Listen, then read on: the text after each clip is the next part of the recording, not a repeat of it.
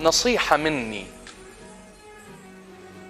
لا تتفاهم ويا واحد يعتبر شكو شي يصدر منه هو حق وصح. لا تتعب نفسك، راح تبذل مجهود وطاقة وكل شي ما تحصل. راح تقول لي شو اسوي ليك انسان؟ امامك خيارين، اما ان تتجاهله واما ان تلجأ لقوة القانون لاخذ حقك. لا تتفاهم. تتفق معي انه التفاهم هو عبارة عن تنازلات. هذا هو التفاهم.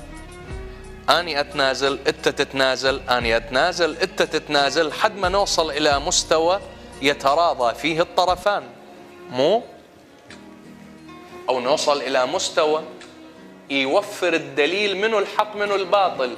طيب أنا شلون أتفاهم ويا واحد يقول أنا حق أنا صح؟ تقدر تتفاهم؟ لا.